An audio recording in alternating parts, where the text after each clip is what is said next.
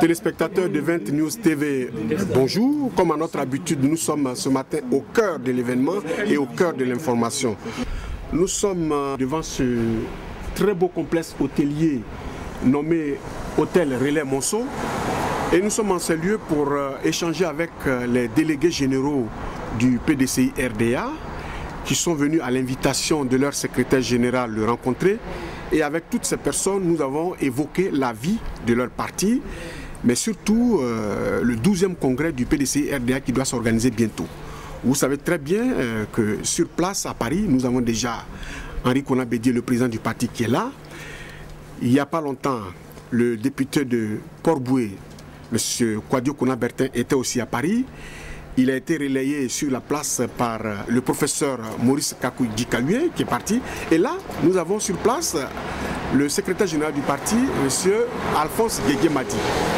C'est de vous dire que la place bouillonne, le PDCI est carrément dans la place et cela nous a demandé une émission spéciale pour voir un peu de quoi il est question, pourquoi est-ce que tout le PDCI RDA se retrouve sur les bords de la Seine. Et nous avons échangé avec eux, avec tous les secrétaires généraux et c'est cet élément que nous vous proposons, chers téléspectateurs des 20 News, et cela va vous permettre de comprendre un peu ce qui se passe actuellement au PDCI RDA. Nous avons pu avoir en exclusivité toutes ces personnes qui nous ont dit de quoi il a été question.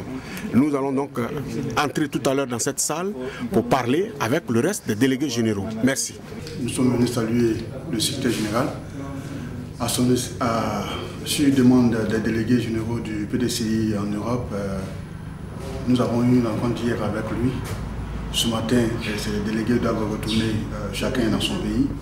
Et nous sommes venus lui dire que nous reprenons la route, donc le saluer, et, comme on le fait en Afrique, demander la route. Hier, samedi, à 19h, nous étions chez le président Henri Konan Bédié pour le saluer, d'ailleurs sur son invitation. Et quelles sont les questions que vous avez évoquées? Avec le président, nous avons évoqué deux grandes questions. La première question, c'était de dire au président la situation des délégués, des délégations générales. Et depuis les élections de 2010 et après l'investiture du président Alassane Ouattara à Yamoussoukro, nous avons rencontré le président Bédié à qui nous avons soumis des doléances. Depuis cette date, et ces doléances n'ont pas connu de suite. Et les doléances, c'était de quelle nature? Écoutez, pendant cette décennie, les délégations étrangères se sont battues comme les autres militants en Côte d'Ivoire. Donc au moment où la coalition dans laquelle nous sommes est au pouvoir, nous avons pensé que les militants de la diaspora devaient aussi, dans la gestion des affaires du pouvoir, du pouvoir, les Ivoiriens de la diaspora, les militants devaient être pris en compte. C'est ce que nous sommes allés lui dire pour proposer que à la cooptation au poste de responsabilité, qu'on pense aussi aux militants de l'extérieur. Écoutez, je pense que ce n'est pas Kakabe qui demande que le président Henri Konan Bédié doit passer la main. C'est les textes du PDCI qui le disent, puisque l'article 35 est formel dessus. Il faut avoir 40 ans au moins et 75 ans ou plus pour être président du PDCI RDA. À partir de ce moment où le président Henri Konan Bédié n'est pas dans cette fourchette d'âge, naturellement, quelqu'un n'a pas besoin de lui dire qu'il devait passer la main. Mais ce n'est pas la même vision qu'il a. Il estime que les accords de Marcoussis lui permettent encore de briguer la présidence du PDCI. Les accords de Marcoussis ne régissent pas le PDCI. Et en plus, les accords de Marcoussis, parlant de l'article 35 au niveau de la constitution ivoirienne, a suggéré que les députés prennent des dispositions pour permettre, pour ces élections de sortie de crise, pour permettre à tout le monde d'être celui qu'il voulait, d'être candidat. Mais la Constitution n'a pas changé, l'article 35 existe bel et bien dans la Constitution ivoirienne jusqu'à nos jours. Donc, si cela devait être changé, il faut se retourner vers les députés Et sinon, il faut appliquer l'article 48 comme l'a fait à son temps le président Gbagbo. Écoutez, je crois que le foncier rural, on ne l'a pas encore. Oui, c'est le code de la nationalité, je crois bien. C'est le projet de loi sur la patrie et qui est aussi lié à la nationalité. Je crois que jusque-là, ça ne faisait pas partie de l'ordre du jour de cette session. Et effectivement, le projet de loi est arrivé et ça a voulu...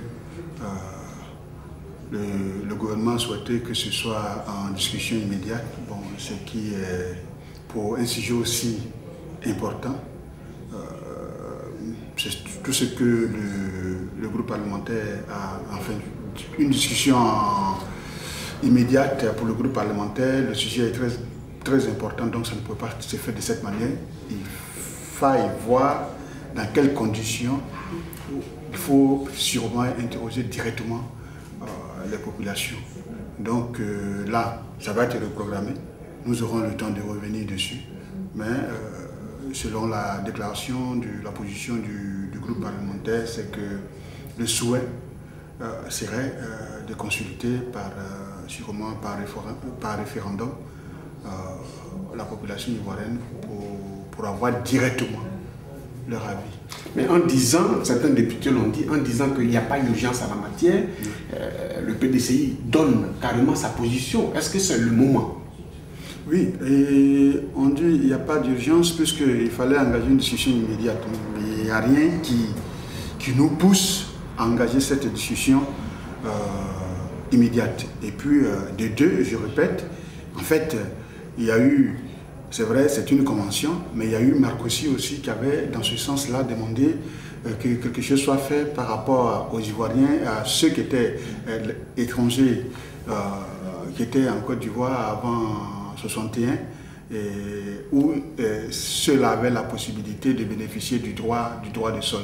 Et certains, peut-être par ignorance ou par manque d'information, n'ont pas agi, n'ont pas fait d'action dans le sens d'opter pour la nationalité.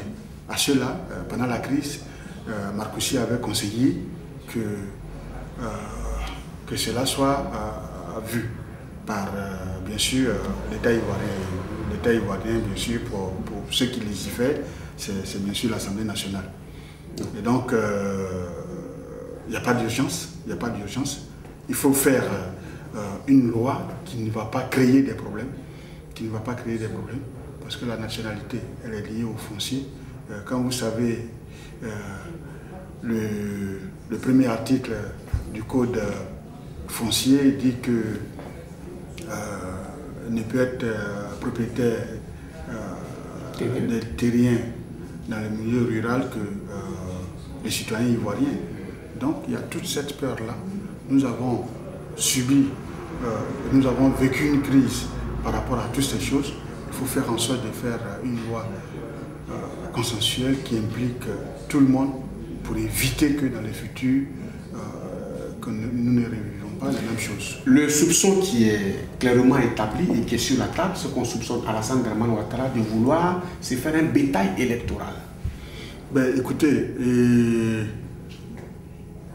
des citoyens ivoiriens peuvent le penser, mais nous qui légiférons, nous ne pouvons pas penser de la même manière.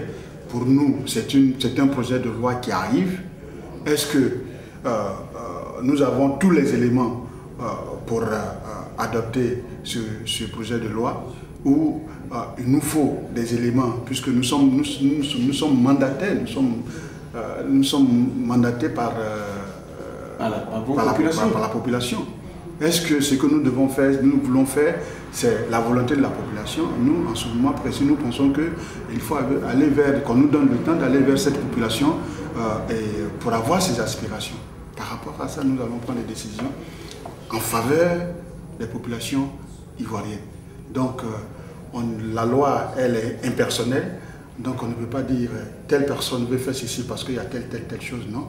On fait la loi, on ira voter en âme et conscience parce que cette loi, à ce moment précis, ou pour les générations qui arrivent, va arranger les populations ivoiriennes. Madame Ouad Léontine, vous êtes déléguée générale du PDCI RDA en France et vous êtes aussi membre du bureau politique. La situation qui secoue votre parti certainement vous interpelle. Alors, vous êtes aujourd'hui en présence du secrétaire général du parti, M. Alphonse Didier-Madi, qui vous a reçu. De quoi avez-vous parlé? Nous avons parlé de la vie de notre parti et de la cohésion qui est menacée au sein de notre parti. Et parce que nous posons la question, aujourd'hui, on va vers l'organisation d'un congrès et le secrétaire général n'est nulle part dans cette organisation. Cela est un souci pour nous et on n'arrive pas à comprendre et on n'a pas les mots pour expliquer aux militants pourquoi cela se passe au sein de notre parti. Et bon, ci et là, ça et là, des voix s'élèvent pour réclamer l'application des textes. Surtout l'article 95 qui définit les prérogatives du secrétaire général et l'organisation du congrès. Ensuite, l'article 35 qui est un peu foulé au pied. Les militants nous demandent de leur expliquer pourquoi est-ce qu'on n'applique pas les textes que nous-mêmes, nous avons, que le parti même a mis en place. Alors, mais Madame la déléguée générale, qui mieux que le président Henri Konan Bédié pour vous expliquer toutes ces choses? Oui. Et vous avez la chance qu'il est sur place à Paris. Est-ce que vous l'avez rencontré? Oui, nous l'avons rencontré alors, hier. De quoi avez-vous parlé alors? Nous avons parlé de la cohésion et on a allé sur 3 points d'ailleurs. La situation des délégués de l'extérieur, des militants qui ont travaillé. Aujourd'hui, il n'y a pas de lisibilité, c'est-à-dire il n'y a pas eu un militant dont la promotion a été faite. Alors que dans les autres partis, quand ils ont la victoire, qu'ils sont au pouvoir, ils font la promotion. Quand vous dites les autres partis, vous voulez dire quoi? Vous savez bien. Non, je ne sais pas, madame. D'accord. Bon, par exemple, quand le FPI est arrivé au pouvoir, il a fait la promotion de son délégué en Italie, en le nommant ambassadeur, en le faisant ambassadeur. C'est ce qui se passe actuellement avec le RDR. Mais nous, au PDCI, tout est figé. On ne sait pas pourquoi. Mais ce n'est pas le PDCI qui a gagné. Ce n'est pas le PDCI qui a gagné, comme nous l'a dit Henri Konan Bédié hier, que quand on sera au pouvoir, on va nommer. Mais il co-gère la gestion du pouvoir actuellement avec Ouattara, parce que nous sommes dans une alliance. Quoi de naturel qu'il propose au président Ouattara? Voilà des personnes que je souhaiterais qu'on fasse au moins leur promotion pour renforcer cette alliance. Mais rien, on est là, on attend. Et quand on a besoin de nous, on nous appelle. Donc, on lui a signifié cela, le mécontentement des militants de l'extérieur. Leurs doléances n'ont pas eu de suite. Il a dit qu'il a pris bonne note, mais en fait, il verra bien. Il verra bien, mais est-ce que vous lui avez aussi posé la question de l'organisation du congrès, dont l'organisation échappe à Didier-Madi, comme vous l'avez dit? Justement, quand nous lui avons posé la question de la cohésion, ça inclut tout cela. Mais vous savez comment il a esquivé la question. Et là, nous ne comptons pas nous arrêter là, puisque on dit que la presse est le 3e pouvoir ou le 2e pouvoir. Oui, c'est ça. Quand, le 4e pouvoir. Le 4e pouvoir, quand vous pleurez, un enfant pleure qui ne trouve pas de solution, il crie plus fort. Et je pense que ces méthodes-là, nous allons commencer à les utiliser. Vous voulez dire simplement que vous allez désormais parler, c'est ça? Voilà. Alors, Kakabé, lui, a commencé à parler déjà et il estime que Bédié doit passer la main parce que l'âge qu'il a aujourd'hui ne lui permet plus de briguer la présidence du PDCI. Oui. sur ce point, qu'est-ce que vous dites, vous qui allez parler désormais? Bon, nous allons le dire, chacun a sa façon, sa méthode. Kakabe a sa méthode, il le dit. Nous sommes allés le voir. Si il ne change pas son fusil d'épaule, nous allons crier haut et fort et demander l'application des textes. Vous n'êtes pas député, mais sur le bureau des députés aujourd'hui, il y a une loi. La loi du code foncier et de la nationalité. Oui. Sur ça, vous avez quand même votre avis et ce sera notre dernière préoccupation.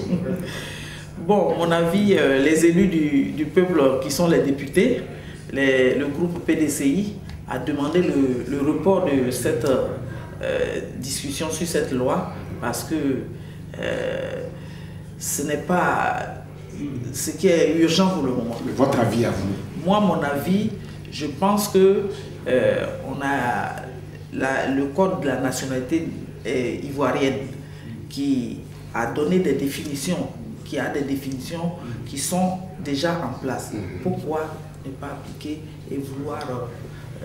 Donc selon vous, rien ne presse?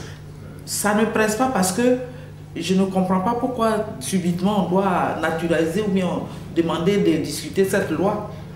On a tout le temps de le faire. Mais effectivement, il était d'abord ici en visite privée, il faut le dire. Donc je me garde de vous dire exactement les raisons, mais c'est une visite privée. Et nous sommes, comme celui qui gère la vie quotidienne de notre parti, nous sommes venus le saluer, lui dire bonjour et nous enquérir aussi de la situation politique de notre parti. Voilà, nous avons parlé de la vie de notre parti, du rôle que notre parti pourrait jouer aux prochaines élections et tous ces sujets.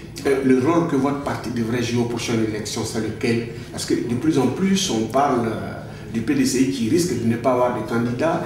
Il y a Kakabe, le député de Port-Boué, qui se plaint, qui estime que Bédié n'a plus l'âge pour prendre la présidence du PDCI. Beaucoup de choses se disent. Quel est à votre avis le rôle que devrait jouer le PDCI? Évidemment, vous avez raison. Ces derniers temps, nous avons assisté à des interviews qui ont été données par le président de notre parti, son Excellence Henri Konan Bédié, concernant sa position sur, n'est-ce pas, la candidature probable du PDCI-RDA. Et nous avons aussi vu Kakabe qui a fait aussi certaines sorties.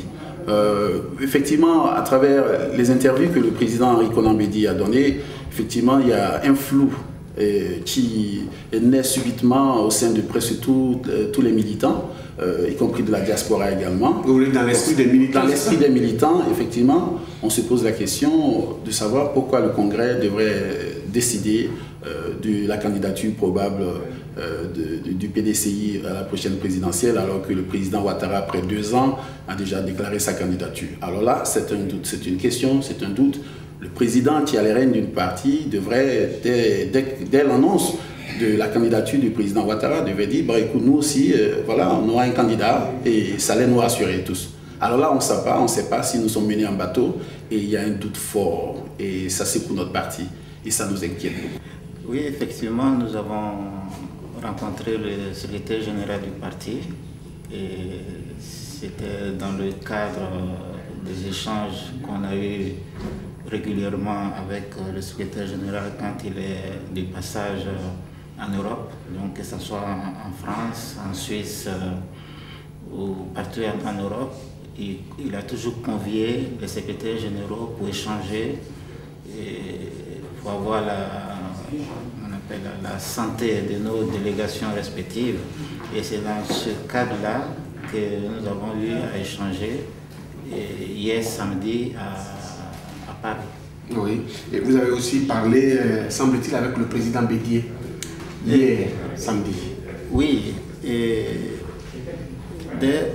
au cours de la remise du prix Félix Houphouët-Boigny qui s'est tenue à Paris au mois de juin, au lendemain de cette cérémonie, nous avons souhaité rencontrer le président du parti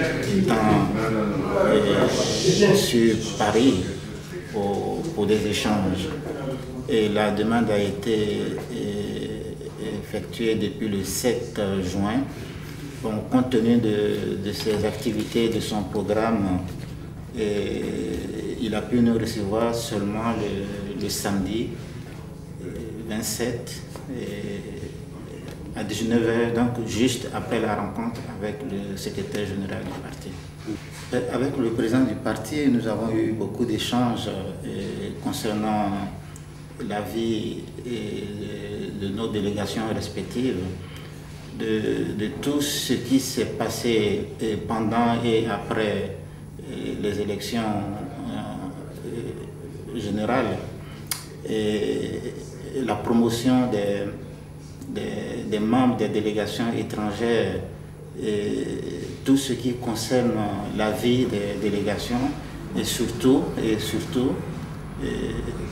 l'organisation du congrès du PDCI qui va se tenir très bientôt en Côte d'Ivoire les 3, 4 et 5 octobre. Alors, la candidature du président de la jeunesse du PDCI, nous l'avons appris comme tout le monde, vous d'ailleurs. Et cela ne nous surprend pas dans la mesure où c'est quelqu'un qui s'est battu et qui est arrivé quand même à un certain niveau où la station des échelons du parti lui permet d'accéder à ce poste. Donc, légitimement, il a pris cette décision et nous, délégués généraux, enfin moi, dans ce qui me concerne, je ne vois pas d'inconvénient, je ne vois pas de problème majeur. Mais vous pourrez lui apporter votre soutien, évidemment. Alors, lui apporter notre soutien, bon, tout dépend parce que, bon, Kabé a déclaré sa candidature au moment où, pour le moment, il est le seul qui a déclaré une candidature. Donc, une élection, vous savez, ça se prépare avec beaucoup d'arguments, puisque nous sommes en politique, et beaucoup de programmes, tout ça. Et quand on aura le contenu exact du candidat Kakabé, ben, le moment viendra et on prendra une décision de le soutenir ou pas. Bien, d'abord, je voudrais profiter de l'occasion pour vous remercier de nous permettre de pouvoir échanger. Je crois que la rencontre que nous avons eue hier avec le secrétaire général, le professeur Alphonse Didier Madi, nous a permis de comprendre la situation réelle qui prévaut actuellement au sein du parti. Vous n'êtes pas sans savoir que depuis quelque temps, il y a beaucoup de bruit autour... Beaucoup d'agitation. Beaucoup d'agitation autour de l'organisation du congrès.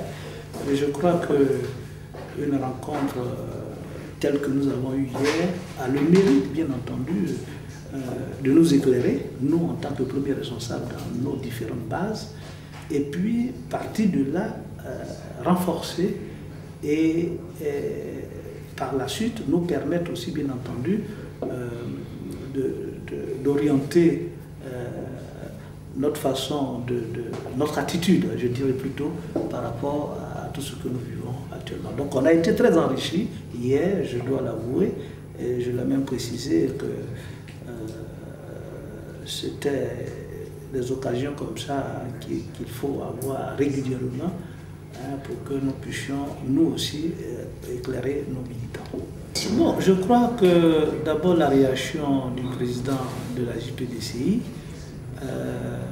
ne nous surprend pas. Je pense que c'est d'ailleurs légitime, que quand on fait la politique, à un moment donné, il faut avoir des ambitions. Je crois qu'il est dans cette dynamique que nous nous reconnaissons. Moi, tout simplement, ça c'est mon avis, je voudrais que tout cela se fasse dans un climat apaisé et dans le respect, tout simplement. Être candidat aujourd'hui démontre que notre parti vit. Le PDCI a de la vitalité.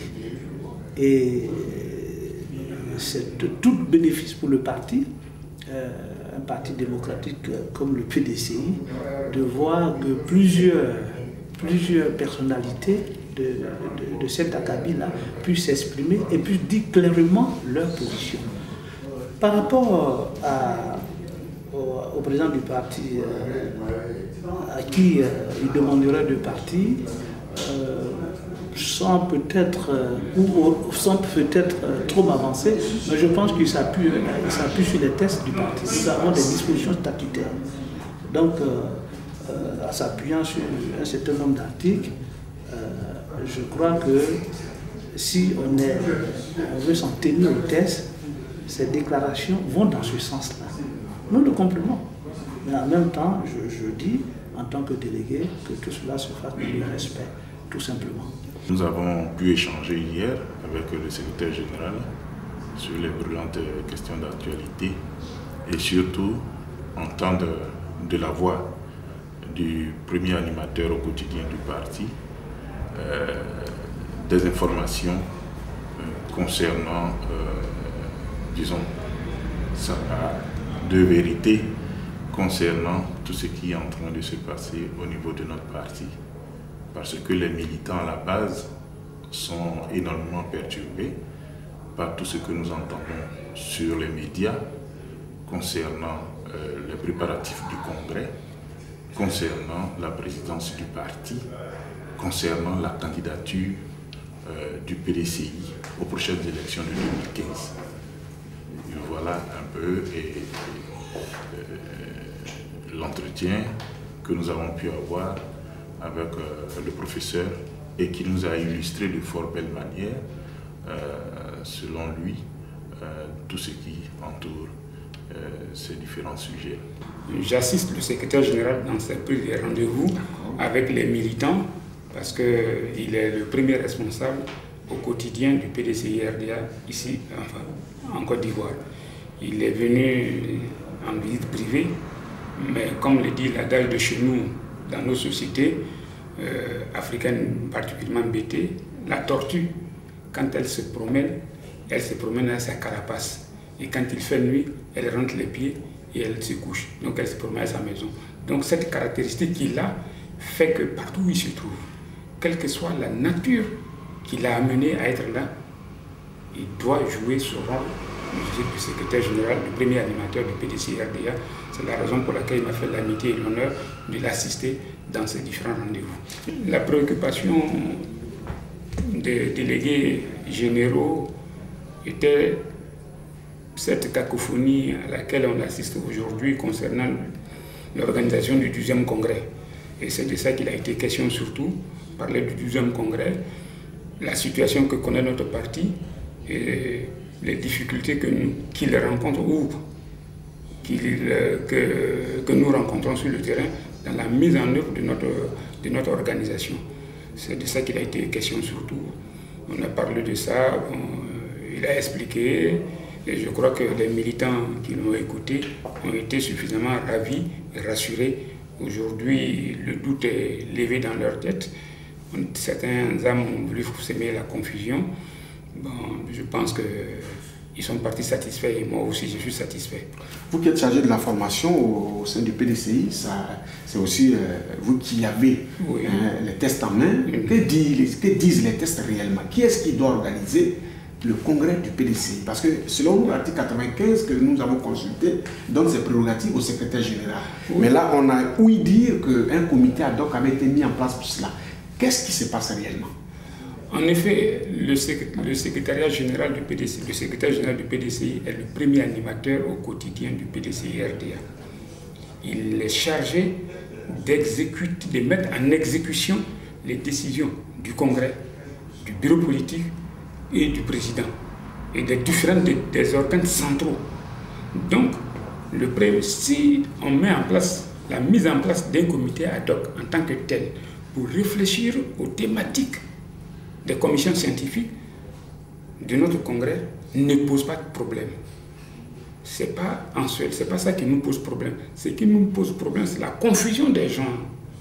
Pour certains, le comité ad hoc veut se substituer aux règles établies. Et c'est ça qui pose problème. Donc nous leur disons non, faisons les choses telles qu'elles doivent se faire.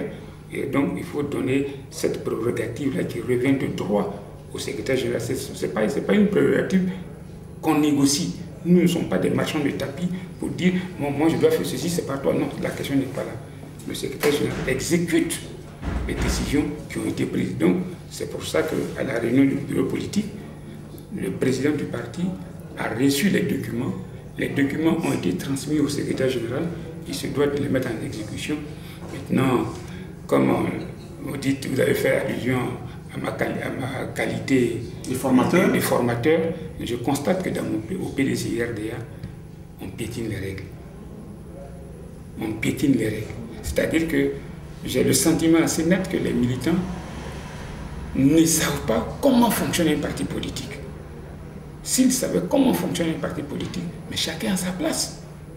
Voilà, c'est simple. Si vous êtes chargé des élections, eh bien, vous vous organisez à ce que ça se passe bien et pour que vous puissiez rendre compte. Mais vous ne pouvez pas être chargé de la formation, des élections par exemple, et puis vouloir faire de la formation. Ou bien vouloir défendre un dossier juridique. Non, ce n'est pas votre rôle. Vous ne pouvez pas encaisser les cotisations. Non, ce n'est pas votre rôle. Donc chacun a son rôle.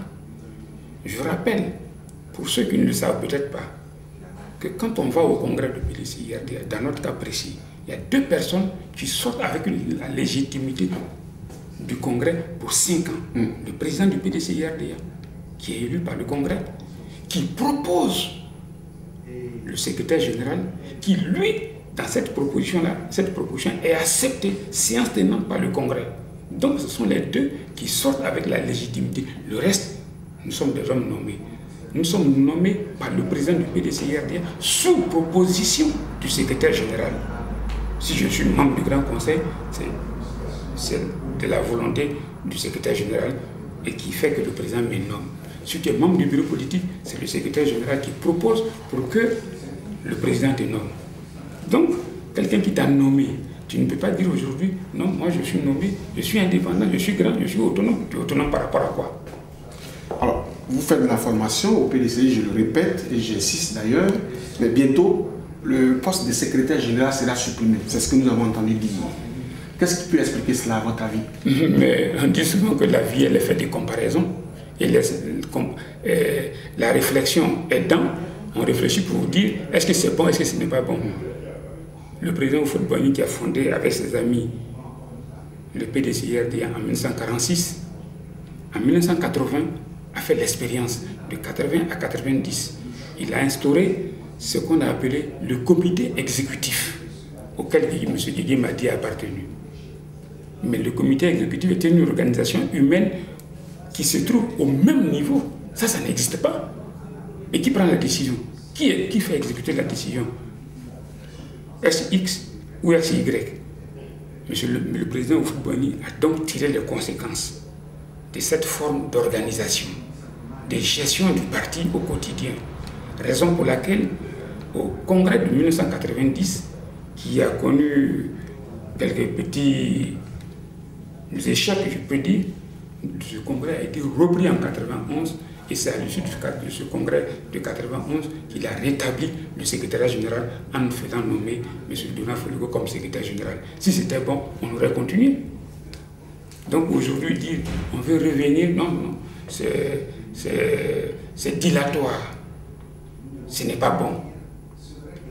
Si on veut le parti, qu'on dise moi je veux le parti, je vais être secrétaire général. Donc on ne trouve pas de forme de stratagème pour affaiblir notre parti. Nous, notre ambition au PDCI-RDA, c'est de reconquérir le pouvoir d'État. Mais pour reconquérir le pouvoir d'État et bâtir une Côte d'Ivoire nouvelle, il faut un PDCI fort. Et si le PDCI est fort, pour bâtir cette Côte d'Ivoire, la première des missions du PDCI, lorsque nous sortirons de ce congrès, c'est de créer les conditions de la réconciliation véritable.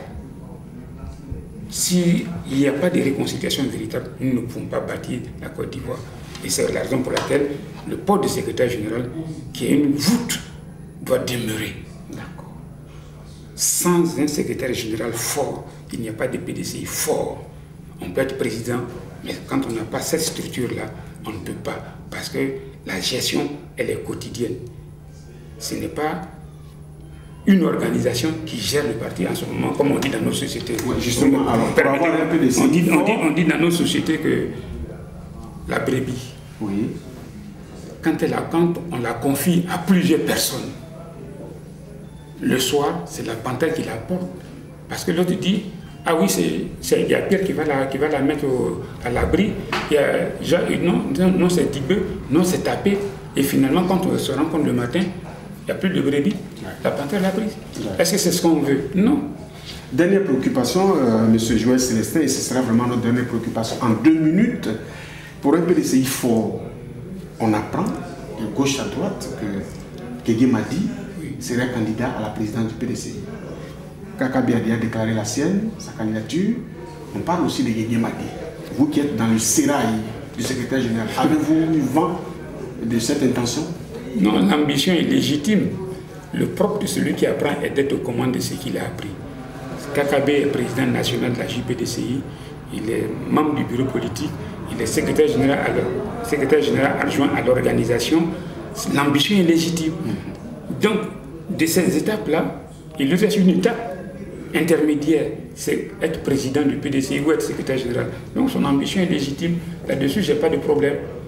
Quant à M. Guégué Madi, il est président, il est secrétaire général. S'il a cette ambition, on le verra. Pour l'instant, il ne m'a pas encore dit qu'il avait cette intention. Je suis bien placé pour le savoir, mais jusqu'à preuve du contraire, il ne me l'a pas encore dit. M. Guégué Madi a une mission. Sa mission, c'est de faire en sorte qu'il y ait une cohésion au sein du PDCI, faire en sorte de renforcer les capacités d'unité du PDCI. Donc, M. Guégué Madi, pour l'instant, ce sont des supputations de ces derniers qui pensent ainsi. Mais si c'est la volonté de Dieu, qu'elle se fasse. Alors, en même temps que nous y sommes, on va conclure là-dessus. Kakabé demande à ce que M. Bédi passe la main. Mais c'est normal. Vous savez, je vais prendre cette image des athlètes. Dans l'athlétisme, il y a une discipline qu'on appelle le relais. 4 fois 100 mètres de relais, 4 fois 400 mètres de relais. Quand vous arrivez comment on appelle ça, à une distance précise, vous passez le témoin. Mais vous ne dites pas, comme je sais courir, je vais partir jusqu'au bout. Quand vous partez jusqu'au bout, vous disqualifiez l'équipe. Ce n'est pas vous seulement qui perdez, mais c'est toute l'équipe qui perd. Et si l'équipe a perdu, mais vos amis, vos collègues, ceux à qui vous devez passer le témoin, mais vous savez comment ça se prépare? Une compétition, elle se prépare sur 1 an. Quand on parle de Usain Bolt, ou bien qu'on parle de Marie-Josée Pérec, ou bien qu'on parle d'autres personnes, mais ces relais-là, ce sont des compétitions qui se préparent pendant 1 mois, pendant 1 an. C'est toute une vie. Parce qu'il doit aller aux Jeux Olympiques, il doit aller aux mondiaux. Et à ce mondial-là, il va avec l'ambition de gagner. Donc en clair, il faut bien que le relais soit passé. M. Henri Konan Bédi a fixé les règles. Oui. Il a dit qu'on ne peut pas être président du PDCI RDA au-delà de 75 ans. Ce n'est pas moi qui l'ai fixé. C'est lui qui l'a fixé. La loi est dure, mais c'est la loi. Merci beaucoup. Voilà. Merci, M. Joël Célestin. C'est sur ça que nous allons conclure. Merci. La loi est dure, mais c'est la loi. Merci. Elle est personnelle. Voilà, merci d'être passé sur notre plateau. Merci beaucoup. Merci beaucoup. Merci à vous. Et je vous souhaite bonne chance. Merci.